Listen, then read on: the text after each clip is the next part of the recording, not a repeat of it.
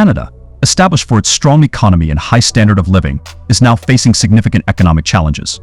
Once a beacon of stability and prosperity, Canada's economic landscape has shifted dramatically, resulting in a series of crises that have left many wondering what went wrong. This script investigates the factors that have contributed to Canada's dramatic economic decline, focusing on the key policies, global influences, and internal missteps that have led to its current situation. Understanding the underlying causes of this collapse provides insight into the complexities and vulnerabilities of modern economies, from prosperity to decline, the golden era of Canadian economy.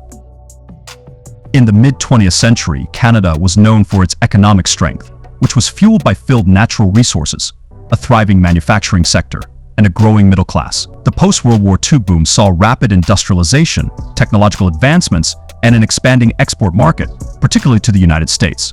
The country's vast natural resources, which included oil, gas, timber, and minerals, were critical in driving economic growth, the turning point. However, the turn of the century declared the start of major changes. The global financial crisis of 2008 revealed underlying vulnerabilities in the Canadian economy. While Canada weathered the storm better than many other countries, cracks began to emerge. The economy's heavy reliance on natural resource exports, particularly oil, made it vulnerable to global price changes. Furthermore, a shift towards service-oriented industries and a decline in manufacturing jobs began to reshape the economy, key factors leading to economic collapse. Over-reliance on natural resources. Canada's economy has historically depended on its natural resources. Alberta's oil sands, British Columbia's forestry industry, and mining operations across the country have long served as economic pillars.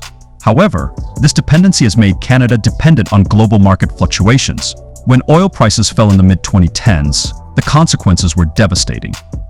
Provinces like Alberta, which rely heavily on oil revenues, have faced massive budget deficits, job losses, and economic contraction. The lack of diversification in these regions demonstrated the risks of relying too heavily on a single industry. The slow transition to renewable energy and other sectors caused the economic downturn. Government policy missteps. Government policies have significantly influenced the trajectory of Canada's economy. In recent years, several policy decisions have been criticized for increasing rather than alleviating economic problems. One such policy is the high tax and regulatory burden on businesses. High corporate taxes and stringent regulations have stifled innovation and discouraged investors. Many businesses have decided to relocate to more business-friendly environments, resulting in job losses and decreased economic activity. Furthermore, fiscal mismanagement on both the federal and provincial levels has contributed to rising debt and deficits.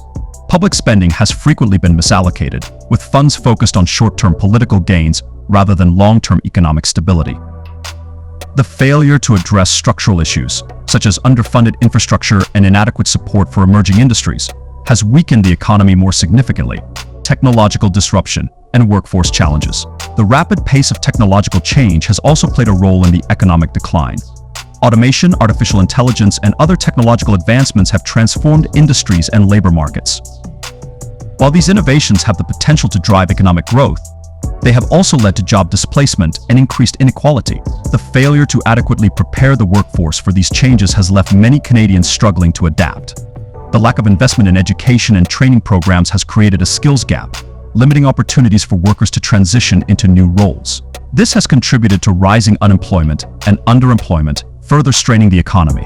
Socioeconomic consequences. Rising income inequality. One of the most visible consequences of Canada's economic decline is the rise in income inequality. The gap between the wealthy and the rest of the population has widened significantly. While a small segment of the population continues to amass wealth, many Canadians are struggling to make ends meet. This growing disparity has led to social unrest and increased calls for economic reform. The lack of affordable housing, stagnant wages, and limited job opportunities have fueled frustration and resentment. Addressing income inequality has become a pressing issue, as it threatens social cohesion and long-term economic stability. Decline in public services. The economic challenges have also had a profound impact on public services. Budget cuts and fiscal constraints have led to reductions in healthcare, education, and social services. The quality of public services has deteriorated, and access to essential services has become more limited. Healthcare, once a source of national pride, has faced significant strain. Long wait times, understaffed facilities, and limited resources have become common issues. The education system has also suffered, with underfunded schools and limited support for students. Government response and criticisms. Emergency measures and stimulus packages. In response to the economic challenges, the Canadian government has implemented various emergency measures and stimulus packages.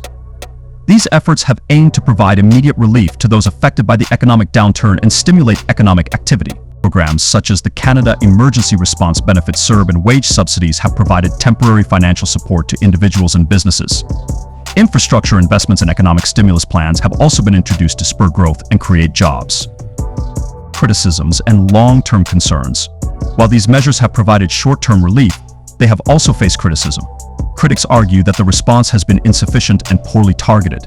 The reliance on temporary measures has not addressed the underlying structural issues that contributed to the economic decline. Furthermore, the increased government spending has raised concerns about long-term fiscal sustainability. The mounting debt and deficits have created a challenging fiscal environment, limiting the government's ability to invest in long-term solutions. There are also concerns about the effectiveness and efficiency of the stimulus measures, with some arguing that funds have been misallocated or misused. Potential paths to recovery. Economic diversification. To rebuild the economy, Canada must prioritize economic diversification, reducing reliance on natural resources and expanding into emerging industries, such as technology, renewable energy, and advanced manufacturing, can create new opportunities for growth. Investing in research and development, fostering innovation, and supporting small and medium-sized enterprises (SMEs) can drive economic diversification. Encouraging entrepreneurship and creating a business-friendly environment can attract investment and stimulate job creation. Workforce development and education. Addressing the skills gap and preparing the workforce for the future is essential for economic recovery. Investing in education and training programs can equip Canadians with the skills needed to succeed in a rapidly changing economy. Collaboration between government, industry, and educational institutions can create targeted training programs and apprenticeships. Lifelong learning initiatives and support for upskilling and reskilling can help workers transition into new roles and industries. The collapse of Canada's economy has been a multifaceted and complex process, driven by a combination of internal missteps, external pressures, and structural vulnerabilities. While the challenges are significant, there are potential paths to recovery that can rebuild the economy and create a more resilient and inclusive future. By prioritizing economic diversification, investing in workforce development, and strengthening social safety nets, Canada can address the root causes of its economic decline and build a foundation for sustainable growth. The road to recovery will require. Thanks for watching. Don't forget to subscribe to our channel and leave a comment below with your thoughts on the current state of Canada's economy and what you think can be done to improve it. Your feedback is always appreciated.